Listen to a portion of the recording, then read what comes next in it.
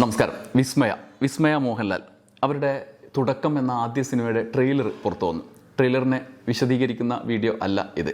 വിസ്മയ ഈ സിനിമയിലൂടെ രംഗത്ത് വരുന്ന സാഹചര്യത്തിലുള്ള ചില പ്രത്യേക കാര്യങ്ങളെക്കുറിച്ച്, 3 പ്രധാനപ്പെട്ട കാര്യങ്ങളെക്കുറിച്ചാണ് നമ്മൾ സംസാരിക്കുന്നത്. ഈ വീഡിയോയിൽ പ്രധാനമായിട്ട് നമ്മൾ നിരീക്ഷണങ്ങൾ അവതരിപ്പിക്കാൻ ആധാരമാക്കുന്നത് വിവിധ ചാനലുകളിൽ വന്ന അഭിമുഖം, ട്രെയിലർ ലോഞ്ച്, അതിനോടനുബന്ധിച്ച് അവർ നടത്തിയ പ്രസ് മീറ്റ് ഒക്കെ ആണ് നമ്മൾ പരാമർശിക്കുന്നത്. ശ്രദ്ധേയമായ നിരീക്ഷണങ്ങളും ഒപ്പം സാമൂഹ്യ രാഷ്ട്രീയ സാഹചര്യങ്ങളിൽ നമുക്ക് ആശ്രയിക്കാവുന്ന തരത്തിലുള്ള ചില നിഗമനങ്ങളും ഒക്കെ അവർ ഈ ഘട്ടത്തിൽ അവതരിപ്പിച്ചിട്ടുണ്ട്. വിസ്മയ, സുചിത്ര, മോഹൻലാൽ ഈ 3 പേരുടെ സംഭാഷണവുമായി ബന്ധപ്പെട്ട് അവർ അവതരിപ്പിച്ച നിഗമനങ്ങളും സിനിമയുമായി ബന്ധപ്പെട്ട ചില നിരീക്ഷണങ്ങളുമാണ് ഞാൻ ഈ വീഡിയോയിൽ നിങ്ങളുമായി ചർച്ച ചെയ്യാൻ ഉദ്ദേശിക്കുന്നത്. തുടക്കം മോഹൻലാലിൽ നിന്നാണ്. അത് മക്കളെക്കുറിച്ചും ഭാര്യയെക്കുറിച്ചും അദ്ദേഹം പരാമർശിക്കുന്ന ഘട്ടങ്ങളിൽ നടത്താറുള്ള ഒരു പ്രയോഗമാണ്. അഭിസംബോധന എന്ന് പറയാമോ അറിയില്ല. അതായത് അദ്ദേഹം, അയാൾ, അവർ എന്നൊക്കെയാണ്. അതായത് മറ്റാരോ എന്ന് തോന്നിക്കുന്ന രീതിയിലുള്ള മുതിർന്ന ഒരാളെക്കുറിച്ച് അഭിസംബോധന ചെയ്യുന്നത് പോലെയാണ് അദ്ദേഹം പറയാറുള്ളത്. പ്രണവിനെയും വിസ്മയെയും സുചിത്രയെയും കുറിച്ചൊക്കെ പറയുമ്പോൾ അങ്ങനെയാണ് പറയാറുള്ളത്. മുമ്പൊക്കെ ഞാൻ ആലോചിച്ചിട്ടുണ്ട്, ഇതെന്താ ഇങ്ങനെ എന്ന്. നമ്മുടെ ശീലത്തിലുള്ളതല്ലല്ലോ. നിങ്ങളും ചിലപ്പോൾ അങ്ങനെ ആലോചിച്ച് കാണും. സാധാരണ ആ പ്രയോഗങ്ങൾ ഭാര്യയും മക്കളൊക്കെ ആകുമ്പോൾ അവൻ, അവൾ എന്നൊക്കെയാണ് നമ്മൾ പറയാറുള്ളത്. എന്നാൽ അതിനെ തിരുത്തുന്ന ഒരു തുടരാലോചന ഉണ്ടായി ഈ ഘട്ടത്തിൽ. അതായത് ഓരോരുത്തരും മക്കളാണെങ്കിലും ഭാര്യയാണെങ്കിലും ഒക്കെ പുറം ലോകത്തിനെ സംബന്ധിച്ച് അവർ 2 വ്യക്തിത്വങ്ങളാണ്. അവരുടെ വീട്ടിലെ കാര്യത്തിൽ വളരെ പേഴ്സണലായ ഘട്ടങ്ങളിൽ അഭിസംബോധന ചെയ്യുന്നത് പോലെയല്ല പൊതുവേദിയിൽ ഒരു സ്പേസിൽ വന്ന് അഭിസംബോധന ചെയ്യേണ്ടത് എന്നുള്ള ഒരു തിരിച്ചറിവിലേക്ക് എത്തുകയാണ്. ഇപ്പോൾ അദ്ദേഹത്തിൻ്റെ നിലവിലെ സാഹചര്യം കൂടി പരിശോധിക്കും. അതെങ്ങനെയാണ് എന്നുള്ളതാണ് നമ്മൾ ഈ വീഡിയോയിൽ പറയുന്നത്. മുതിർന്നു കഴിഞ്ഞാൽ അവരെ വ്യക്തികളായി തന്നെ കാണണം. അവർ, അദ്ദേഹം എന്നൊക്കെ പ്രയോഗിക്കുന്നത് ആ മട്ടിൽ ഒരു ആധുനിക ലോകത്തിന്, ആധുനിക മനുഷ്യന് ചേർന്ന പ്രയോഗമാണ് എന്ന് ഇപ്പോൾ ലോകമാകെ തിരിച്ചറിയുന്ന ഒരു ഘട്ടം കൂടിയാണ്. അത് കൂടുതൽ ശരിയാകുന്നത് എവിടെയാണ് എന്ന് വെച്ചാൽ, ഈ വിസ്മയ മോഹൻലാൽ സമീപകാലത്ത് നടത്തിയ ജന്തർ മന്ദിർ സമരത്തിലെ സർക്കാർ വിമർശനത്തിൻ്റെ കൂടി പശ്ചാത്തലത്തിൽ ഉയർന്ന ചർച്ചയുടെ സാഹചര്യത്തിലാണ്. മോഹൻലാൽ പൊതുവെ സർക്കാരുകളെ പിണക്കാറില്ല. സാമൂഹ്യ വിമർശനം അധികം നടത്തുന്ന ആളും അല്ല. സിനിമകളിൽ അങ്ങനെയൊക്കെ സംഭവിച്ചാൽ പോലും പ്രതികരിക്കാറും ഇല്ല. എന്നാൽ അതിൽ നിന്ന് വ്യത്യസ്തമായി മോഹൻലാലിൻ്റെ മകൾ പറഞ്ഞപ്പോൾ മോഹൻലാലിൻ്റെ സുഹൃത്ത് എന്ന് അവകാശപ്പെടുന്ന BJPയുടെ സംസ്ഥാന വൈസ് പ്രസിഡന്റ് മേജർ രവി അവരെ അപമാനിച്ച് സംസാരിക്കുന്നതൊക്കെ നമ്മൾ കണ്ടു. എന്നാൽ നമ്മൾ നമ്മുടെ വ്യക്തിപരമായ നിലപാടുകൾ പറയുമ്പോൾ അത് ഇഷ്ടപ്പെടാത്ത, മുഖമില്ലാത്ത ആളുകളുടെ പ്രാക്കുകൾ കണക്കിലെടുക്കാനാകില്ല എന്നാണ് മോഹൻലാലിൻ്റെ നിരീക്ഷണം. അവിടെ അദ്ദേഹം വ്യക്തിപരമായ ഒരു സംഘർഷത്തിലേക്ക് ഏർപ്പെടാനല്ല, അഭിപ്രായ സ്വാതന്ത്ര്യത്തിൻ്റെ സാധ്യതകളെക്കുറിച്ചാണ് പറയുന്നത്. അഭിപ്രായ സ്വാതന്ത്ര്യത്തിന് അദ്ദേഹവും ഭാര്യ സുചിത്രയും എത്രമാത്രം പ്രാധാന്യം നൽകുന്നു എന്നത് അവരുടെ ഈ പ്രതികരണങ്ങളിൽ നിന്ന് വ്യക്തമാണ്. വേണമെങ്കിൽ കനത്ത ഹെയ്റ്റ് ക്യാമ്പയിനെ മറികടക്കാൻ ഒരു ഡിപ്ലോമസിക്ക് അവസരം ഉണ്ടായിരുന്നു. ഇപ്പോൾ നിങ്ങൾ കാണുന്നുണ്ടാവും സോഷ്യൽ മീഡിയയിലൊക്കെ എമ്മാതിരി ഹെയ്റ്റ് ക്യാമ്പയിനാണ് നടക്കുന്നത് എന്ന്. ഇപ്പോൾ എമ്പുരാനിൽ തുടങ്ങി മോഹൻലാൽ അത് നേരിട്ടുകൊണ്ടിരിക്കുന്നുണ്ട്. ഇപ്പോൾ ഈ വിസ്മയ ഈ അഭിപ്രായം പറഞ്ഞതിന് ശേഷം ഉണ്ടാകുന്ന ഹെയ്റ്റ് ക്യാമ്പയിനും നമ്മൾ കാണുന്നുണ്ട്. അതിനെ മറികടക്കാൻ വേണമെങ്കിൽ ഒരു ഡിപ്ലോമാറ്റിക്കായ സമീപനം സ്വീകരിക്കാം. എന്നാൽ അവർ ആ എളുപ്പവഴി സ്വീകരിച്ചതായി കാണുന്നില്ല. പകരം മകൾക്ക് എന്നതിനേക്കാൾ സ്വതന്ത്രമായൊരു വ്യക്തിയുടെ അഭിപ്രായ സ്വാതന്ത്ര്യത്തിന് അവർ വലിയ പ്രാധാന്യം നൽകുന്നുണ്ട് ഈ പൊതുവേദിയിലെ അഭിമുഖങ്ങളിലൊക്കെ. ഈ അഭിമുഖങ്ങളിലെ അവരുടെ പ്രതികരണങ്ങൾ അവരോടുള്ള ആദരവ് വല്ലാതെ വർദ്ധിപ്പിക്കും. ആ കാര്യത്തിൽ അത് നിങ്ങളോടും കൂടി പങ്കുവെക്കണം എന്ന് തോന്നിയിട്ടുണ്ട്. ഇപ്പോൾ അഭിമുഖങ്ങളിൽ അവർ മകളുടെ അല്ലെങ്കിൽ മകൻ്റെ അല്ലെങ്കിൽ തങ്ങളുടെ തന്നെ അഭിപ്രായ സ്വാതന്ത്ര്യത്തെക്കുറിച്ച് പറയുന്നുണ്ട്. ഇപ്പോൾ മോഹൻലാൽ നമുക്കറിയാവുന്നതുപോലെ കേന്ദ്ര സർക്കാരായാലും സംസ്ഥാന സർക്കാരായാലും സർക്കാർ എന്ന നിലയിൽ അദ്ദേഹം ഒരു ഡ്യൂട്ടി ചെയ്യാൻ ഏൽപ്പിക്കുന്ന മട്ടിലാണ് കാര്യങ്ങളെ സമീപിക്കുന്നത്. പലതും പോസിറ്റീവാണ്. ഇപ്പോൾ ഏറ്റവും കൂടുതൽ തൂഫാൻ വാരിയറായി അദ്ദേഹം രംഗപ്രവേശം ചെയ്തൊക്കെ നമുക്ക് കൂടുതൽ ആദരവ് വർദ്ധിപ്പിച്ചിട്ടുണ്ട്. കഴിഞ്ഞ സർക്കാരിൻ്റെ കാലത്ത് വലിയ ഹേറ്റ് ക്യാമ്പയിൻ ഉണ്ടായിട്ടും അദ്ദേഹം പിണറായി മുഖ്യമന്ത്രിയായിരുന്ന കാലത്ത് സംസ്ഥാന സർക്കാരിൻ്റെ പല ദൗത്യങ്ങളിലും അദ്ദേഹം പങ്കാളിയായിരുന്നു. നമ്മുടെ കേരളത്തിൻ്റെ ഒരു പ്രത്യേകതയാണ്. മമ്മൂട്ടിയായാലും അങ്ങനെ തന്നെയാണ്. പക്ഷേ അതിലൊക്കെ വ്യത്യസ്തമായിട്ട് വിമർശനം ഉന്നയിക്കാൻ ചില സമൂഹം ആഗ്രഹിക്കുമ്പോഴും അവരതിന് തയ്യാറാവാറില്ല. പരസ്യമായിട്ടുള്ള ഒരു സംഘർഷത്തിന് അവർ മെനക്കെടാറില്ല. എന്നാൽ ജന്തർ മന്ദിറിലെ സമരം അങ്ങനെ ആയിരുന്നില്ല. വിസ്മയ അങ്ങനെ ഒരു അഭിപ്രായം പറഞ്ഞതാണ് നമ്മൾ കണ്ടത്. അതിനെ മറികടക്കാൻ പരസ്യമായതിനു ശേഷം മോഹൻലാലും പൊതുവേദിയിൽ വരികയാണ്. ഈ സിനിമയുമായി ബന്ധപ്പെട്ട പ്രൊമോഷൻ ഷൂട്ടുകൾ അവിടെ അദ്ദേഹത്തിന് വേണമെങ്കിൽ ഒരു ഡിപ്ലോമാറ്റിക്കായി സമയം സ്വീകരിക്കാം. എന്നാൽ അത് സ്വീകരിക്കാതെ അവർ പറയുന്നത് മക്കളുടെ അഭിപ്രായ സ്വാതന്ത്ര്യത്തെക്കുറിച്ചാണ്. ആദ്യം നമുക്ക് അവരുടെ അമ്മ സുചിത്രയുടെ പ്രതികരണം നോക്കാം. മനോരമയിൽ ദിനു പ്രകാശിനോട് സുചിത്ര പറഞ്ഞത് ഇങ്ങനെയാണ്: 2 പേർക്കും അവരവരുടെ ഫ്രീഡം ഓഫ് തോട്ട് ഉണ്ടായിരുന്നു. നമ്മൾ പിള്ളേരെ വളർത്തിയിരിക്കുന്നത് ഫ്രീഡം ഓഫ് തോട്ടിന്, ഫ്രീഡം ഓഫ് എക്സ്പ്രഷൻസിന് പ്രാധാന്യം നൽകിക്കൊണ്ടാണ്. അത് പറഞ്ഞുകൊണ്ടാണ്. എല്ലാം കഴിഞ്ഞിട്ട് അവരെന്നിട്ടൊരു ഫ്രീഡം ഓഫ് എക്സ്പ്രഷൻ്റെ ഭാഗമായ ഒരു കാര്യം പറയുമ്പോൾ അങ്ങനെ ചെയ്യാൻ പറ്റില്ല, അങ്ങനെ ചെയ്യാൻ പറ്റത്തില്ല എന്ന് പറയാൻ കഴിയില്ല. അതോടെ അതിൻ്റെ ഉദ്ദേശശുദ്ധി പോകുമല്ലോ. ഓരോരുത്തരും ഓരോ വ്യത്യസ്ത വ്യക്തിത്വങ്ങളാണ്. അതുപോലെ കാണുന്നവർക്കെല്ലാം വ്യത്യസ്ത വ്യൂ പോയിൻ്റ് ആയിരിക്കും. അതിനെപ്പറ്റിയൊന്നും നമ്മൾ ആലോചിക്കും ആലോചിക്കേണ്ടതില്ല എന്നാണ് അവർ പറയുന്നത്. എത്ര ഗംഭീരമായ കാഴ്ചപ്പാടാണ് എന്ന് ഞാൻ ആലോചിച്ചു. അല്ലാതെ ഞങ്ങളുടെ സേഫ് സോണിൽ നിന്ന് ഭരണകൂടത്തെ വിമർശിച്ച് വിവാദത്തിലാക്കി കുഴപ്പം വരുത്തി വെച്ചതിനോട് ഡിപ്ലോമാറ്റായി പ്രതികരിക്കാം, അത് അവരങ്ങനെ പ്രത്യേക സാഹചര്യത്തിൽ പറഞ്ഞാണ് എന്നൊക്കെ പറയാൻ വേണമെങ്കിൽ അവർക്ക് അതിനവർ മുതിരുന്നില്ല എന്നത് ആഹ്ലാദകരമാണ്. ആ വ്യക്തി എന്ന നിലയിൽ തന്നെ അവർ ആദരവ് പിടിച്ചു പറ്റണം. ഒരു ഒറ്റഘട്ടത്തിലും അവർ പറഞ്ഞതിൻ്റെ ഉള്ളടക്കത്തിനെ പിന്നെ അതിൻ്റെ ഗുണമോ ദോഷമോ ഒന്നും നിലയിൽ വിലയിരുത്താനേ അവർ തയ്യാറാവുകയല്ല ചെയ്യുന്നത്. മോഹൻലാൽ പറയുന്നതും അത്തരത്തിലൊരു കാഴ്ചപ്പാട് തന്നെയാണ്. ഏഷ്യാനെറ്റ് ന്യൂസിൽ KG കമലേഷിനോട് അദ്ദേഹം പറഞ്ഞ ഇങ്ങനെയാണ്: എല്ലാവർക്കും അവരവരുടെ ചിന്താ സ്വാതന്ത്ര്യമുണ്ട്. നമ്മൾ എന്ത് പറഞ്ഞാലും കുഴപ്പമായി വരുന്നൊരു സമയമുണ്ട്. ഞാനൊക്കെ അതിൽപ്പെട്ടതാണ്. നിങ്ങളുടെ പോപ്പുലാരിറ്റി ഒക്കെ കൂടി ആളുകളെല്ലാം ശ്രദ്ധിക്കാൻ തുടങ്ങുമ്പോഴാണ് നിങ്ങൾ അങ്ങനെ ആകുന്നത്. മനോരമയിൽ അത് അദ്ദേഹം കുറച്ചുകൂടി കടത്തി പറയുന്നുണ്ട്. എങ്ങനെയാണെന്ന് വെച്ചാൽ സോഷ്യൽ മീഡിയയെ പേടിച്ച് ജീവിക്കേണ്ട കാലമാണ്. എന്നാൽ അങ്ങനെ പേടിച്ച് ജീവിക്കാനാണെങ്കിൽ വരാതിരിക്കാം, ഒന്നും പറയാതിരിക്കാം. മുഖമില്ലാത്ത ആൾക്കാരാണ് ഈ പറയുന്നത്. പണ്ടും ഇതുണ്ടായിരുന്നു. അന്ന് സോഷ്യൽ മീഡിയ ഒന്നും ഇല്ലെങ്കിലും നമ്മളെ അറിയാതെ പ്രാഗുമായിരുന്നു എന്ന്. മേജർ രവിക്കൊക്കെ ഉള്ളത് അതിലുണ്ട്. ആരെയും വ്യക്തിപരമായി അധിക്ഷേപിക്കാതെ പറയേണ്ടതെല്ലാം മോഹൻലാൽ ദിനു പ്രകാശിനോട് പറയുന്നുണ്ട്.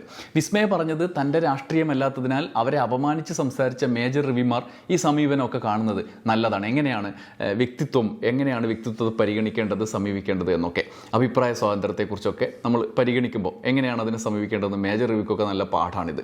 ഇനി ഇതെല്ലാം കഴിഞ്ഞ് വിസ്മയയുടെ അഭിപ്രായം കൂടി പ്രസക്തമാണ്. അവർ രണ്ട് നിലയിൽ പ്രതികരിച്ചു. ഒന്ന് നേരിട്ട് ആ സംഭവത്തോട്, അത് രേഖാമേനോനുമായിട്ടുള്ള അഭിമുഖത്തിലാണ്.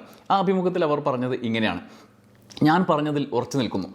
നാം ഒരു ജനാധിപത്യ രാജ്യത്താണ് ജീവിക്കുന്നത്. ജനാധിപത്യ രാജ്യമാണ് നമ്മുടേത്. ചോദ്യം ചെയ്യാനും കേൾക്കപ്പെടാനും നമുക്ക് അവകാശമുണ്ട്. ബലപ്രയോഗത്തിന് പകരം സംഭാഷണമാണ് വേണ്ടത്. രാഷ്ട്രീയ മനുഷ്യത്വത്തെ മറികടക്കരുത്. ഏത് പാർട്ടി അധികാരത്തിലായാലും ഇതേ കാര്യം സംഭവിച്ചാൽ ഞാൻ ഇതേ നിലപാട് തന്നെ സ്വീകരിക്കും എന്നാണ് വിസ്മയ രേഖാമേനോട് പറയുന്നത്. എത്ര കൃത്യമാണ്. ഇനി അഭിപ്രായ സ്വാതന്ത്ര്യത്തിൻ്റെ വശവും അവർ വിശദീകരിക്കുന്നുണ്ട്. അത് KG കമലേഷിനോട് ഏഷ്യാനെറ്റ് ന്യൂസിൻ്റെ അഭിമുഖത്തിലാണ്. അതിലവർ പറയുന്നു: ഞാനൊരു ഇൻഡിവിജ്വൽ അല്ലേ, മറ്റുള്ളവർ എന്തു പറയുന്നു എന്നല്ല, എനിക്ക് മറ്റൊരാളെ നിയന്ത്രിക്കാൻ കഴിയില്ല. എനിക്ക് എന്നെ നിയന്ത്രിക്കാൻ കഴിയും, മറ്റൊന്നും നിയന്ത്രിക്കാൻ കഴിയില്ല. എൻ്റെ അഭിപ്രായത്തിന്മേൽ അതുകൊണ്ട് ആളുകൾ അങ്ങനെ എന്ത് പറയുന്നുണ്ട്, എങ്ങനെ പറയുന്നുണ്ട് എന്നൊക്കെ വിചാരിച്ച് നിൽക്കേണ്ട കാര്യമില്ല. അതാലോചിച്ച് ഊർജം കളയണ്ട എന്നാണ് അവർ പറയുന്നത്. മനോരമയിൽ പറയുന്നു: എനിക്കറിയാം ഞാൻ എന്താണ് ഉദ്ദേശിച്ചത് എന്ന്, എന്നാൽ അത് ചിലർക്ക് തെറ്റായി മനസ്സിലാകുന്നതാണ്. അത് അവരുടെ പ്രോബ്ലമാണ്, എൻ്റെ പ്രോബ്ലമല്ല എന്നാണ് ദിനു പ്രകാശിനോട് പറയുന്നത്. അഭിപ്രായ സ്വാതന്ത്ര്യം മാത്രമായി കരുതുന്ന ഒരു രാജ്യത്തിരുന്ന് അതിൻ്റെ മികച്ച അനുഭവം നമുക്ക് കാണിച്ചു തരികയാണ് ഇവർ മൂന്ന് പേരും. ശരിയാണ്, മോഹൻലാലിൻ്റെ മകളാണ്, പ്രിവിലേജുകൾ ലഭിക്കും, അങ്ങനെയൊക്കെ ഉണ്ട്.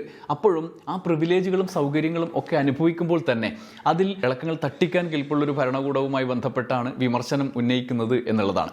അങ്ങനെ ഉന്നയിക്കാൻ ഇന്നത്തെ ഇന്ത്യയിൽ അവർ തയ്യാറായ മകളുടെ നിലപാടിനെ അതിൻ്റെ മെറിറ്റോ ഡിമെറിറ്റോ ചർച്ച ചെയ്യുന്നതിനപ്പുറത്ത് അവരുടെ വ്യക്തിത്വം, അത് പറയാനുള്ള അഭിപ്രായ സ്വാതന്ത്ര്യം പ്രകടിപ്പിക്കാനുള്ള അവരുടെ അവകാശത്തെ ഉയർത്തിപ്പിടിക്കുന്ന ഒരു അച്ഛനും അമ്മയും ഗംഭീരമായ സംഭവമായിട്ടാണ് എനിക്ക് തോന്നിയിട്ടുള്ളത്. അവരുടെ അഭിപ്രായ സ്വാതന്ത്ര്യത്തെ ഉദ്ഘോഷിക്കാൻ അച്ഛനും അമ്മയും പൊതുവേദിയിലെത്തി എന്നതാണ് പുതിയ തലമുറയെ മുൻനിർത്തിയുള്ള വലിയ സന്ദേശമായിട്ടാണ് എനിക്കത് അനുഭവപ്പെട്ടത്. അതാണ് നിങ്ങൾക്കും അങ്ങനെയാണോ എന്ന് എനിക്കറിയില്ല. എന്തായാലും നമുക്ക് കമൻറ്റ് ബോക്സിൽ രസകരമായ ചർച്ചയ്ക്ക് സ്കോപ്പ് ഉണ്ട്.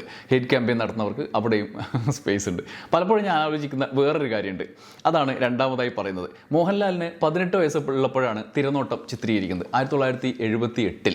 അത് മുടങ്ങിയല്ലോ, ഫുള്ളായിട്ടില്ലല്ലോ. അത് കഴിഞ്ഞ് 80-ൽ മഞ്ഞിൽ വിരിഞ്ഞ പൂക്കൾ ആദ്യത്തെ റിലീസായ സിനിമ. ജയൻ മരിച്ച വർഷമാണ് കേട്ടോ. ആ സിനിമ ഇറങ്ങിയതോടെ മോഹൻലാൽ പിന്നീട് ഒരു വമ്പൻ തിരക്കിലേക്കാണ് എത്തപ്പെടുന്നത്. വർഷത്തിൽ 30 സിനിമയൊക്കെ ചെയ്ത കാലമുണ്ടെന്നാണ് വായിച്ചിട്ടുള്ളത്. നിന്ന് തിരിയാൻ സമയമില്ലാത്ത ആളായി മാറി. അതായത് ഡിഗ്രി പഠനം കഴിഞ്ഞ് ജോലിയൊന്നുമില്ലാതെ ഒന്ന് ഉഴപ്പി നടക്കാൻ പോലും മൂപ്പർക്ക് കഴിഞ്ഞിട്ടുണ്ടാവാൻ സാധ്യതയില്ല. ആ മട്ടിൽ അതൊരു വലിയ കാര്യമാണ്. പക്ഷേ പണം, പ്രശസ്തി എല്ലാം തുരിതര വന്നുകൊണ്ടിരിക്കുന്നുണ്ടെന്നുള്ളത് വേറൊരു കാര്യവുമാണ്. അതേസമയം കുടുംബം, പ്രിയപ്പെട്ടവർ, അവരോടൊപ്പമെല്ലാം എങ്ങനെ സമയം ചെലവഴിക്കും എന്നോർത്താൽ നമുക്കൊരു എത്തും പിടിയും കിട്ടില്ല. അതിനുവേണ്ടി അദ്ദേഹത്തിൻ്റെ ഭാര്യ, പിന്നീട് അദ്ദേഹം അതിൽ തിരക്കിനിടയിൽ വിവാഹം കഴിക്കുന്നുണ്ട്.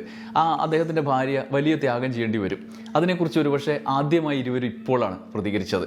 ഞാൻ നേരത്തെ പലപ്പോഴും ആലോചിച്ചിട്ടുള്ള കാര്യമാണ്. ഇപ്പോൾ ദിനു പ്രകാശമായിട്ട് സംസാരിക്കുമ്പോൾ അതിനെക്കുറിച്ച് സംസാരിക്കുന്നുണ്ട്. അത് നിങ്ങളോട് കൂടി ചർച്ച ചെയ്യാൻ പറ്റിയ ഒരു വിഷയവുമാണ്. തമിഴിൽ ഏറ്റവും പ്രശസ്തനും വലുതുമായ ബാനറിൽ നിർമ്മാതാവുമായ ബാലാജിയുടെ മകൾ, വമ്പൻ സിനിമാ കുടുംബം, അവിടെ നിന്നെത്തിയ ആൾ ഇവിടെ മോഹൻലാലിൻ്റെ കുടുംബിനിയായി കഴിഞ്ഞു. അവരുടെ പിന്തുണ പ്രധാനമാണ് മോഹൻലാൽ എന്ന നടനെ സംബന്ധിച്ച്. മോഹൻലാൽ ഭാര്യയെക്കുറിച്ച് ഈ സാഹചര്യത്തിൽ ദിനു പ്രകാശിനോട് പറയുന്നുണ്ട്. ഇങ്ങനെയാണ് പറയുന്നത്: അവർ ജനിച്ചു വീണപ്പോൾ മുതൽ സിനിമയാണ് കണ്ടിരിക്കുന്നത്.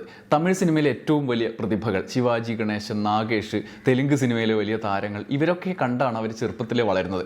ആ യൂണിവേഴ്സിൽ നിന്നാണ് അവർ വരുന്നത്. അതുകൊണ്ട് അതിൻ്റെ എല്ലാ നന്മകളും തിന്മകളും, അതൊക്കെ ഉണ്ടെങ്കിൽ തിന്മകളും ഒക്കെ അറിയാവുന്ന ആളായതുകൊണ്ട് ഈസിയായി അവർക്ക് എന്നെ മനസ്സിലാകും. അല്ലാത്തവർക്ക് വലിയ പ്രോബ്ലം ഉണ്ടാകും. നമ്മൾ ലേറ്റായി വരുന്നു, ഇല്ല ഷൂട്ടിംഗ് ആണ്, ഒപ്പം സമയം ചെലവഴിക്കുന്നില്ല, രാവിലെ മുതൽ നിങ്ങൾക്ക് ഇതേ ഉള്ളൂ, എന്താ ഇങ്ങനെ എന്ന് വഴക്ക് പറഞ്ഞുകൊണ്ടിരിക്കാനുള്ള സാധ്യതയുണ്ട്. അങ്ങനെ പറഞ്ഞാൽ നമുക്ക് മുന്നോട്ട് പോകാനാവില്ല. അത് മനസ്സിലാക്കാൻ കഴിയുന്ന ഒരു കുട്ടി എന്നത് നമുക്ക് വലിയ അനുഗ്രഹവും ഭാഗ്യവും സന്തോഷവും ഒക്കെ ആയി കാണുന്നു എന്നാണ് മോഹൻലാൽ ദിനു പ്രകാശിനോട് പറയുന്നത്. ഇതിൻ്റെ തുടർച്ചയായിട്ട് സുചിത്രയും വിശദീകരിക്കുന്നുണ്ട് നിങ്ങളുടെ ഈ റോൾ എന്താണ് എന്നുള്ളത് ചോദിച്ചപ്പോൾ. അവർ പറഞ്ഞത് ഇങ്ങനെയാണ്: കല്യാണത്തിന് മുമ്പ് അച്ഛൻ എന്നോട് പറഞ്ഞു, നിനക്കറിയാം സിനിമാ താരമാണ്, എങ്ങനെയായിരിക്കും എന്നറിയാമെന്നെല്ലാം പറഞ്ഞു. ആ ഒരു ബാക്ക്ഗ്രൗണ്ടിൽ നിന്ന് വന്നതുകൊണ്ടായിരിക്കാം ഇങ്ങനെയെല്ലാം നിലനിൽക്കാനാവുന്നത് എന്നവർ വളരെ ലളിതമായി ഇക്കാര്യം പറയുന്നുണ്ട്. വളരെ സങ്കീർണമായൊരു ജീവിതാവസ്ഥയെക്കുറിച്ച് പറയുന്നുണ്ട്. വളരെ സിമ്പിളായിട്ടാണ് പറയുന്നതെങ്കിലും നമുക്കറിയാം അതിൻ്റെ പിന്നിലെ അനുഭവങ്ങൾ എന്താണ് എന്നറിയാം. ഇപ്പോൾ അതിന് മറ്റൊരു ഗുണവും ഉണ്ടായി.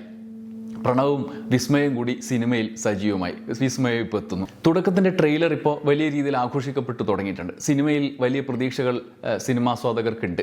ശരിയാണ്, മോഹൻലാലിൻ്റെ മകൾ എന്ന പരിഗണന അമിതമായി തന്നെ അവർക്ക് ലഭിക്കുന്നുണ്ടാകും. സംവിധായകൻ ജൂഡ് ആൻ്റണി ജോസഫ് പറഞ്ഞതുപോലെ കഥാപാത്രത്തിന് പോലും ആ സ്നേഹം, പ്രേക്ഷകരുടെ സ്നേഹം സഹായകരമായി മാറിയേക്കും എന്ന് അദ്ദേഹം പറയുന്നുണ്ട്. അതിൽ മറ്റൊരു വ്യത്യസ്തമായ കാര്യം കൂടിയുണ്ട്. നിങ്ങൾ ശ്രദ്ധിച്ചിരുന്നോന്നറിയില്ല, പണ്ട് പ്രേം നസീറും രാഘവനും തൊട്ട് ഇങ്ങോട്ട് മമ്മൂട്ടി വരെയുള്ള വൻ താരങ്ങളൊക്കെ മക്കളെ സിനിമയിലേക്ക് എത്തിച്ചിട്ടുണ്ട്. അല്ലെങ്കിൽ അവർ സ്വാഭാവികമായിട്ട് മക്കൾ ആഗ്രഹം കൊണ്ട് സിനിമയിലേക്ക് വന്നിട്ടുണ്ട്.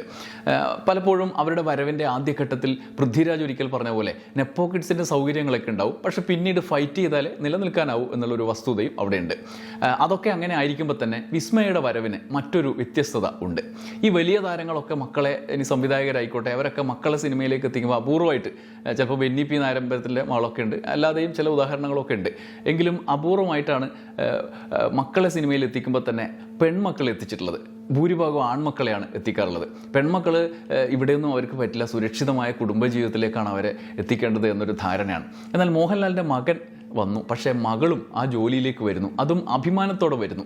ഏറ്റവും കൂടുതൽ അപവാദ കഥകൾ പ്രചരിപ്പിക്കപ്പെട്ട ഒരാൾ കൂടിയാണല്ലോ മോഹൻലാൽ. ഈ തൊഴിൽ പക്ഷേ സുരക്ഷിതമാണ്, പെൺകുട്ടികൾക്കും സുരക്ഷിതമാണ്, ഭംഗിയുള്ള ഒരു ജോലിയാണ് എന്നതിനൊപ്പം സ്ത്രീകൾക്ക് സുരക്ഷിതത്വമുള്ള സ്ഥലമാണ് എന്ന ഒരാശയം കൂടി അദ്ദേഹം ഇതിലൂടെ കമ്മ്യൂണിക്കേറ്റ് ചെയ്യുന്നുണ്ട്. അദ്ദേഹം വന്ന കാലത്തെക്കുറിച്ച് ഒരിക്കൽ അദ്ദേഹം പറഞ്ഞിട്ടുണ്ട്, കഴിഞ്ഞ ദിവസം അത് ആവർത്തിച്ചിട്ടുണ്ട്. അതായത് ഗതി കിട്ടാത്ത, ഒന്നിനും കൊള്ളാത്ത, കുരുത്തം കെട്ടവന്മാർ, കരപിടിക്കാത്തവന്മാരൊക്കെ, അവരെയൊക്കെ രക്ഷിതാക്കൾ എത്തിക്കാൻ ശ്രമിക്കുക സിനിമയിലേക്കാണ് എന്ന് അദ്ദേഹം സ്വന്തം അനുഭവം വെച്ചിട്ട് പറയാറുണ്ട്. അങ്ങനെ ചില ആളുകൾ വന്ന് പറയും എന്ന്. മുൻകാലങ്ങളിൽ മാത്രമല്ല, ഇപ്പോഴും സിനിമയിൽ പ്രത്യേകിച്ച് നടിമാർക്ക്, അതിനും അപ്പുറത്ത് നിലപാടുള്ള നടിമാർക്ക്, നമുക്കിപ്പോൾ സമകാലത്ത് തന്നെ അറിയാം, അങ്ങനെ നിലപാടുള്ള നടിമാർക്ക് എന്തെല്ലാം അപവാദങ്ങൾ, വ്യാജ പ്രചരണങ്ങളൊക്കെ കേൾക്കേണ്ടി വരുന്നുണ്ട്. അതിനെല്ലാം വെല്ലുവിളിച്ചാണ് യഥാർത്ഥത്തിൽ മോഹൻലാലിൻ്റെ മകൾ വിസ്മയുടെ വരവ്. അവർ വരുമ്പോൾ നമുക്കറിയാം മോഹൻലാലിൻ്റെ മകളാണ്, ആ വസ്തുത അവിടെ ഉണ്ട്. പക്ഷേ ഈ ജോലിയെക്കുറിച്ച് വളരെ അഭിമാനകരമായ താല്പര്യത്തോടെ മകളെ കൂടി ഈ രംഗത്തേക്ക് ഇറക്കി വിടുന്നു എന്നുള്ളത്, അല്ലെങ്കിൽ അവർ സ്വയം വരുന്നു, അതിന് മോഹൻലാലിനും സന്തോഷമുള്ള കാര്യമാണെന്ന് അദ്ദേഹം പൊതുവേദിയിൽ പറയുന്നു എന്നുള്ളത് ഒരു കൗതുകമുള്ള, അതേസമയം സിനിമയിൽ സന്തോഷം ഉണ്ടാക്കുന്ന ഒരു കാര്യമാണ്. അതിനെക്കുറിച്ച്, അല്ലെങ്കിൽ ഈ സിനിമ എന്ന ജോലിയെക്കുറിച്ച് മോഹൻലാൽ പറയുന്നുണ്ട്, ലോകത്തിലെ ഏറ്റവും മികച്ച മനോഹരമായ ജോലിയാണ്. ചുമ്മാ നാളെ സിനിമയിൽ അഭിനയിക്കാം എന്ന് വിചാരിച്ച് നടക്കില്ല. അതിനൊരു തീരുമാനം വേണം, പ്രയത്നം വേണം, ആത്മാർത്ഥമായ സമീപനം വേണം. അവർ അത്രയും നാൾ ആലോചിച്ചാണ് ഈ തീരുമാനം എടുത്തത്. ആരാ? വിസ്മയ. അത്രയും നാൾ, അവർ എന്നാണ് പറയാമോ, അല്ല ഞാൻ തുടക്കത്തിൽ പറയാമല്ലോ, അവർ അത്രയും നാൾ ആലോചിച്ചാണ് ഈ തീരുമാനം എടുത്തത്. അങ്ങനെ തീരുമാനിച്ചു എന്നത് നല്ലതാണ് എന്നാണ് അദ്ദേഹം അവതരിപ്പിക്കുന്ന കാഴ്ചപ്പാട്. അതാണ്. 3 സിനിമകളുടെ പേര് കൂടി ഇതിനോട് ചേർത്ത് ഈ വീഡിയോയുടെ കൺക്ലൂഷനായി ഞാൻ നിങ്ങളുടെ മുമ്പിൽ അവതരിപ്പിക്കുകയാണ്. ഒന്ന്, മോഹൻലാലിൻ്റെ ആദ്യ സിനിമ, പേര് തിരനോട്ടം. സിനിമയിലേക്കുള്ള ഒരു സ്റ്റാർട്ടിംഗ് ആണ് തിരനോട്ടം. തിരശ്ശീലയിലേക്കുള്ള നോട്ടം ആരംഭിക്കുകയാണ്. 2, പ്രണവിൻ്റെ ആദ്യ സിനിമ ആദി. 3, ഇപ്പോൾ വിസ്മയുടെ ആദ്യ സിനിമ തുടക്കം. എല്ലാത്തിനും ഒരു സ്റ്റാർട്ടിംഗ് ഉണ്ട്. ആ പേരിൻ്റെ ഒരു യാദൃശ്ചികത കൂടി നിങ്ങളോട് പങ്കുവെക്കാമെന്ന് വിചാരിച്ചിട്ടാണ്. എന്തായാലും ആദ്യ സിനിമ വിസ്മയുടെ തുടക്കം ഗംഭീരമാകട്ടെ എന്ന് ആശംസിക്കാം. പ്രതീക്ഷ കാത്തു സൂക്ഷിക്കാനും സിനിമയിൽ വിസ്മയം സൃഷ്ടിക്കാനും അവർക്ക് കഴിയട്ടെ എന്ന് ആഗ്രഹിക്കാം. നന്ദി, നമസ്കാരം.